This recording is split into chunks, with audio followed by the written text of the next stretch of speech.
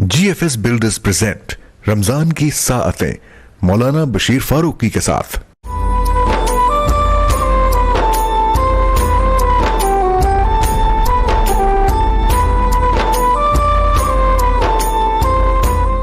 बिस्मिल्लाहिर्रहमानिर्रहीम।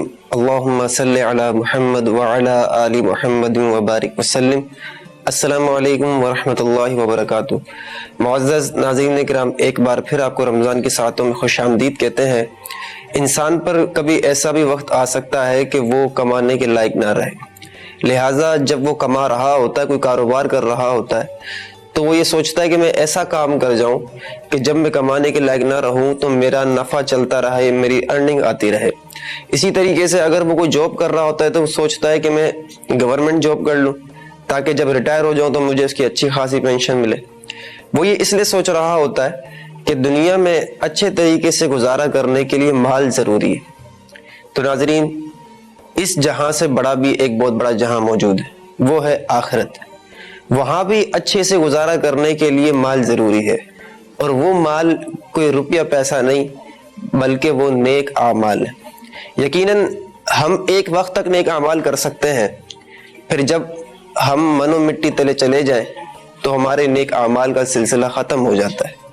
तो एक समझदार और एक अक्लमंद इंसान ये सोचे कि मैं कौन सा ऐसा काम कर जाऊं कि जब मैं काम नेक आमाल करने के काबिल ना भी रहूं, मेरे बदन में जान ना भी रहे, रूह ना भी रहे, लेकिन मेरा नेकियों का सिलसिला चलता रहे और मैं क़यामत तक या बहुत लंबे अरसे तक नेकियां हासिल करता रहूं। क्योंकि हमारी ज़िंदगी तो मुख्तसर है, मगर आखिरत के लिए नेक आमाल बहुत ज़्यादा चाहिए, और बहुत ज़्यादा नेक आमाल उसी वक्त हो सकते हैं जब हम कोई ऐसा काम करें कि हमारे मरने के बाद भी वो जारी रहे। आज हम इसी मौजू पर कुछ गुफ्तगू करेंगे।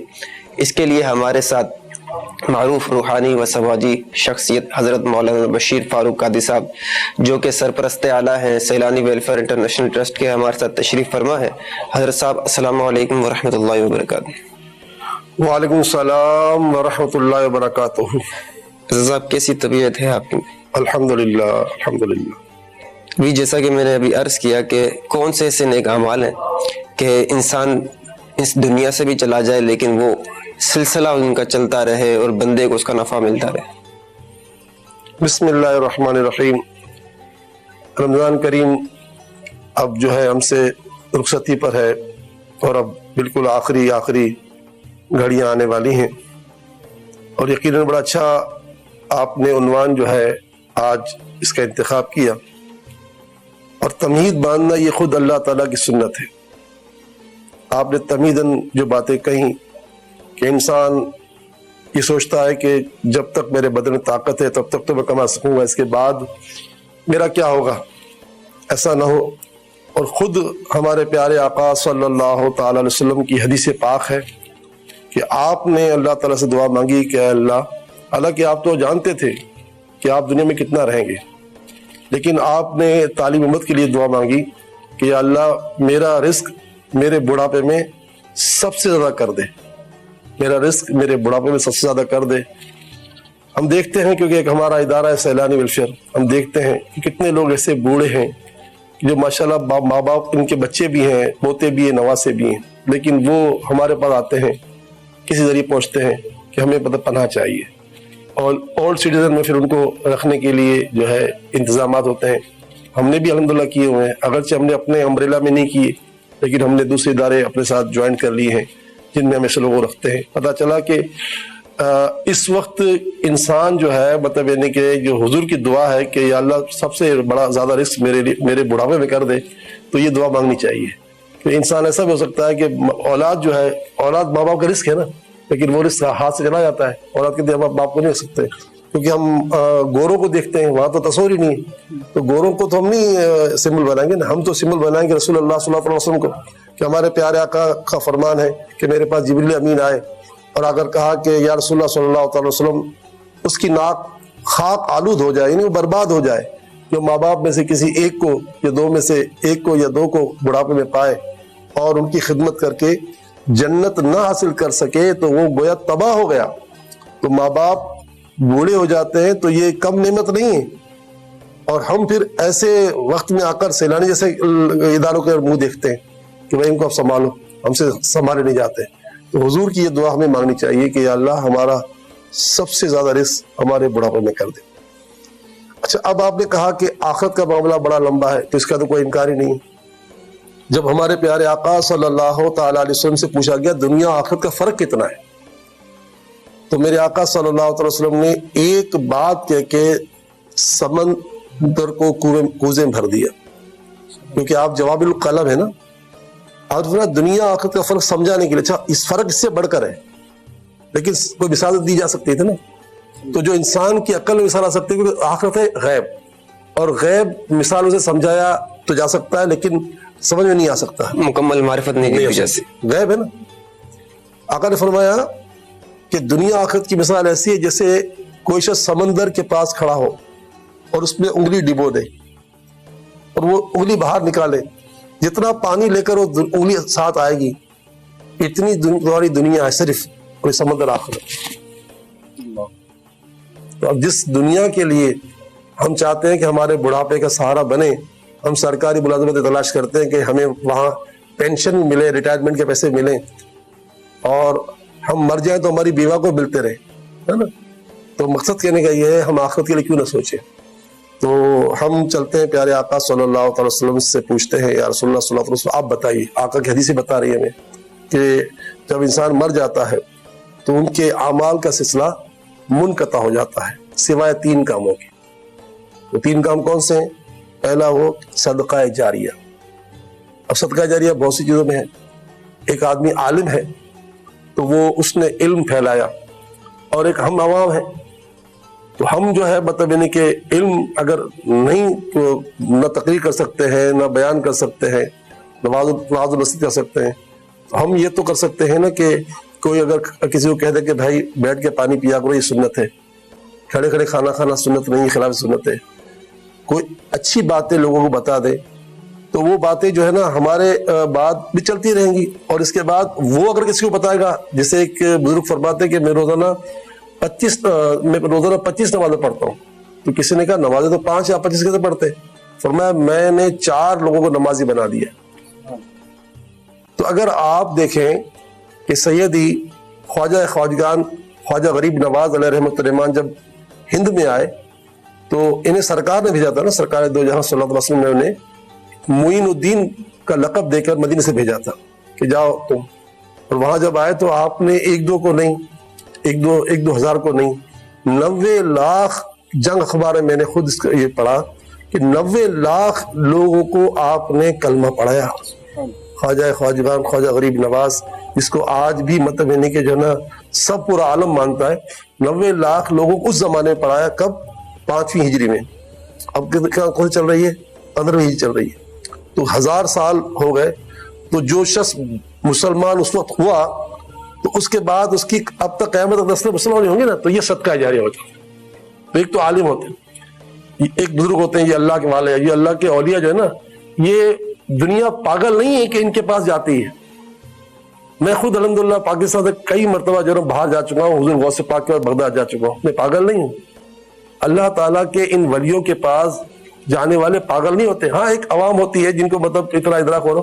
ہمیں پتا ہے کہ اللہ تعالیٰ کے ولیوں کے پاس جانے سے یہ فائدہ ہوتا ہے کہ ان کے وسیلے سے دعا مانگی جائے تو جو دعائیں سالوں سے پوری نہیں ہوتی وہ مطلب یعنی کہ جو ہے مطلب یعنی کہ وہ لمحے وقت پوری ہو جاتی ہیں.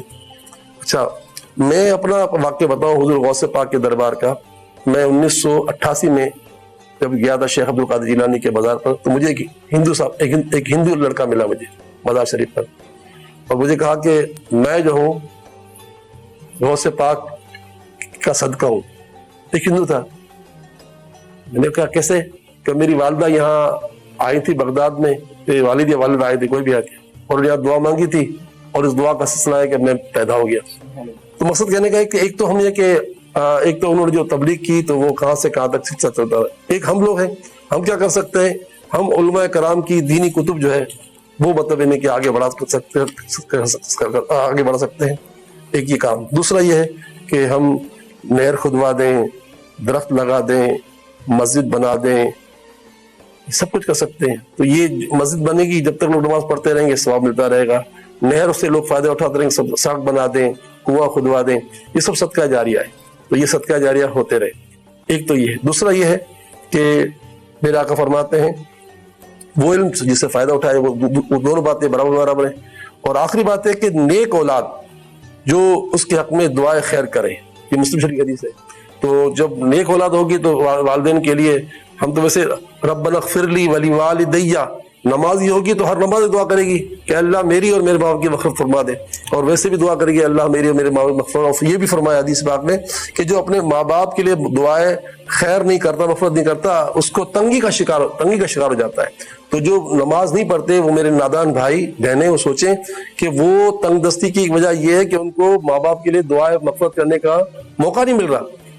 اور نمازی ہوگا تو ہر نماز میں ربی جعلنی پڑھے گا، پھر کہے گا ربنا اغفر لی ولوالدی، اللہ میری مغفرت فرما، میرے گھر والے میرے باپ مغفرت فرما. تو یہ صدقہ جاریہ ہے کہ انسان جو ہے مر جاتا ہے لیکن اگر اس کی اولاد اچھی ہے اور وہ اس کے لیے دعائیں کرتی ہے، دعائیں خیر کرتی ہے، اور پھر اس کے بعد یہ سلسلہ چلتا رہتا ہے. کیونکہ نیک آدمی نیک اولاد چھوڑتا ہے اور پھر نیک اولاد پھر مزید نیک اولاد بنتی رہی. میں نے کہا نا خواجہ غریب نواز نے جب مطلب یعنی کہ 90 لاکھ لوگوں کو مسلمان کیا تو اب تک ان کا سلسلہ چلتا آ رہا ہے نا. تو بہرحال یہ کہ یہ ہمیں چاہیے کہ ہم ایسے کام کریں جو ہمیں کرنے ہیں.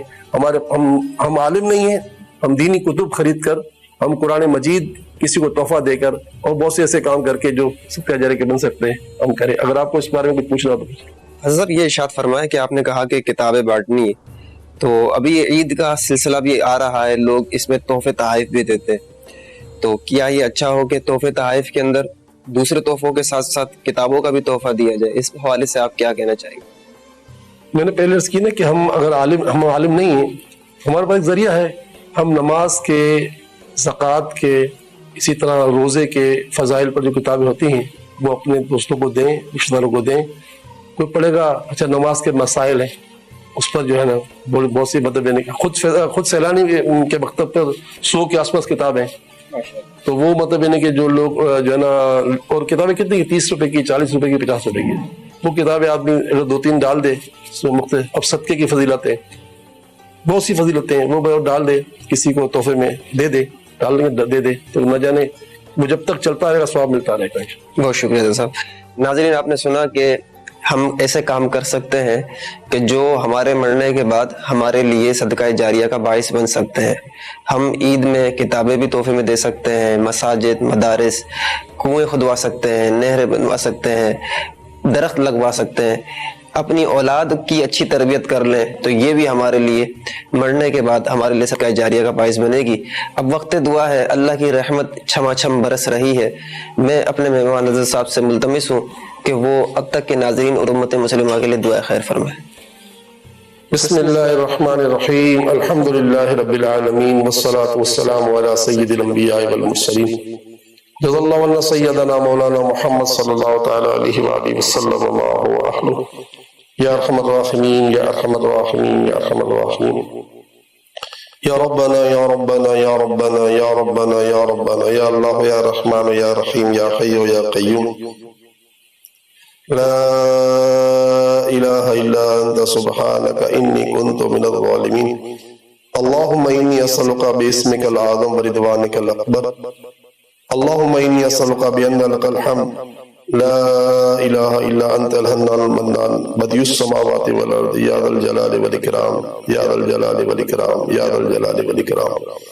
اے مالک، اے بادشاہ، اے کریم، اے مہربان، اے رحمان رحیم، تجھے اپنے پیارے نبی صلی اللہ تعالی علیہ وسلم کا صدقہ، ساری انبیاء اور رسول کا صدقہ، صدیقین اور شہداء اور صالحین کا صدقہ، شہداء کرب و بلا کا واسطہ، اے اللہ تجھے تیری عطاؤں کا، احسان کا واسطہ باری تعالی ہمارا رمضان قبول فرما لے. اے اللہ تیرے پیارے حبیب کی ارشاد کے مطابق جب رمضان کے روزے مکمل ہو جاتے ہیں تو مزدور کو مزدوری ملنے کا وقت آ جاتا ہے. یقیناً جنہوں نے مزدوری کی، جنہوں نے روزے ایسے رکھے جو تیری پسند کے، نماز ایسی پڑھی جو تیری پسند کی، قرآن ایسا پڑھا جو تیری پسند کا، اور اعتکاف کیے، شب ادائیاں کی، تعاقراتوں میں بندگی کی، جنہوں نے تیری پسند کے کام کیے یقیناً وہ تو مزدور کہلائیں گے، لیکن اے اللہ ہم نے کوئی ایسا کمال نہیں کیا ہے، ایک سجدہ بھی تیری شان کے شائن شان نہیں کر سکے ہیں، ایک روزہ بھی تیری شان کے شائن نہیں پڑھ سکے ہیں، کر سکے روزہ ادا نہیں کر سکے ہیں مولا، کوئی تراویح ایسی نہیں پڑھی ہے جس میں پوری توجہ ہو۔ بس اے مالک و مولا جن مزدوروں کو تو مزدوری دے گا ان کا صدقہ مالک ہمیں بھی مزدوری عطا فرما دے۔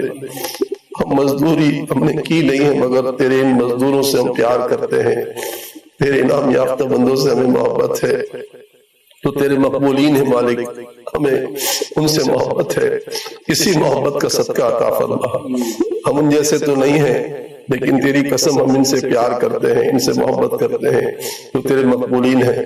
پروردگار اپنے مقبولین کے صدقے ہماری نمازیں، روزے، تراویحاں، اعتکاف، جو کچھ بھی ہم سے چھوٹے موٹے کام ہوئے ہیں سب کو اپنی بارگاہ میں قبول فرما دے، ہمارے گناہوں کو معاف کر دے، ہماری بے حساب مغفرت فرما دے۔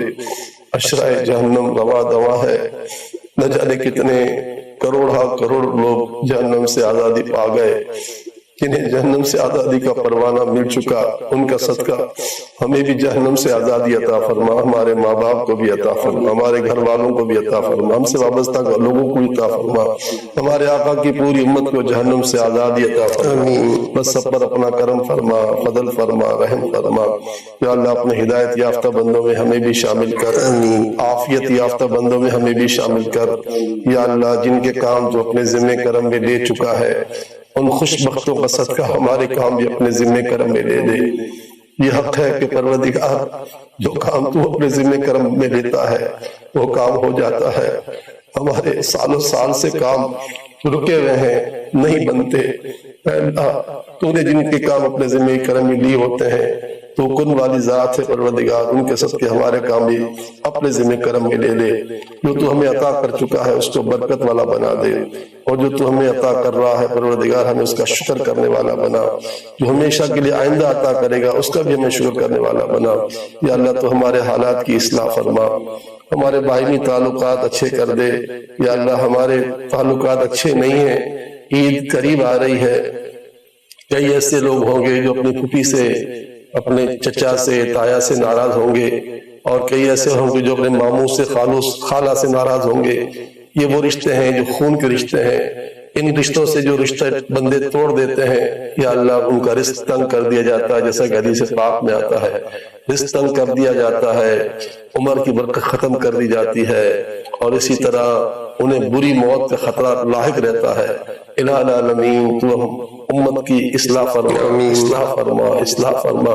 عید سے پہلے ہمیں ان لوگوں سے تعلقات جوڑنے والا بنا دے، بالخصوص جن کے ساتھ خون کا رشتہ ہے یا اللہ ان کے ساتھ صلہ رحمی کرنا رزق کو بڑھاتا ہے، جن کے ساتھ خون کا رشتہ ہے ان سے صلہ رحمی کرنا جو ہے وہ عمر کو بڑھاتا ہے، جن کے ساتھ خون کا رشتہ ہے ان کے ساتھ صلہ رحمی کرنا بری موت سے بچاتا ہے۔ یا اللہ آج کل موتیں کیسی کیسی ہوتی ہیں، کوئی جل کر مر جاتا ہے، جل کے مرنے والے کتنے ایسے ہوتے ہیں جن کی بیچاروں کی پروردگار عالم لاشوں کو بھی پہچانا نہیں جاتا، پوری بس جل کر خاکستر ہو جاتی ہے، لاشوں کو پروردگار عالم پہچاننے کی طاقت نہیں ہوتی، ایسے ہی دفنا دیا جاتا ہے، جہاز کریش ہو جاتے ہیں، کسی کی لاش نہیں ملتی۔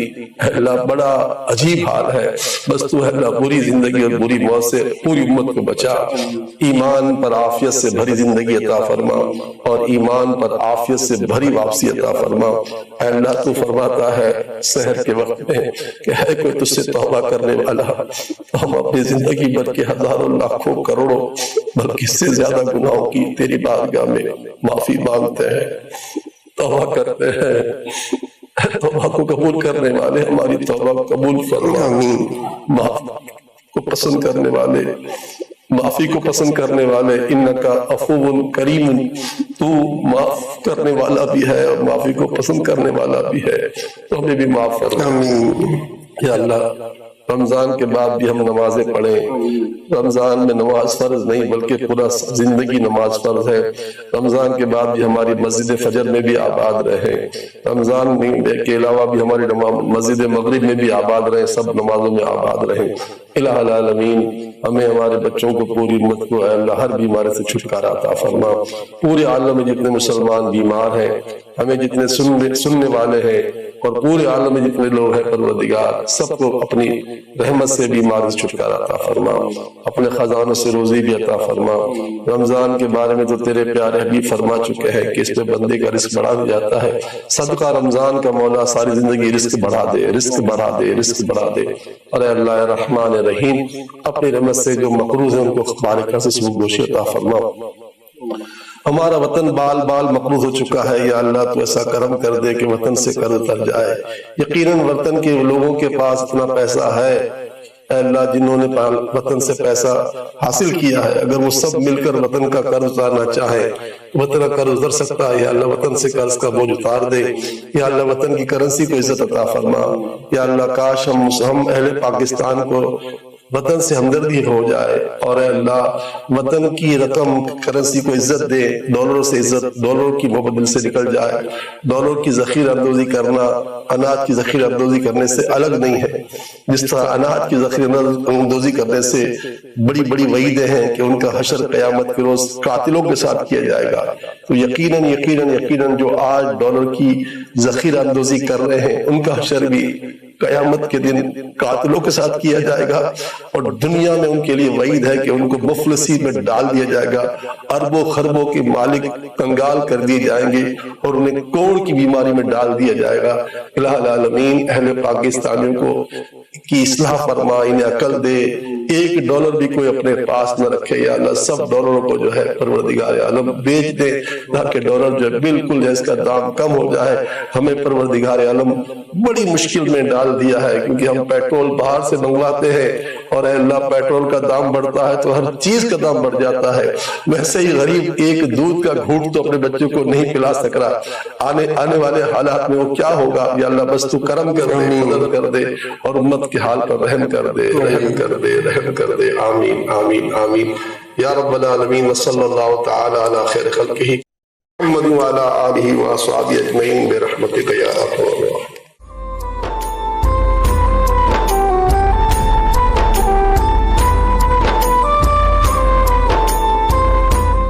GFS Builders present رمضان کی ساعتیں مولانا بشیر فاروقی کے ساتھ.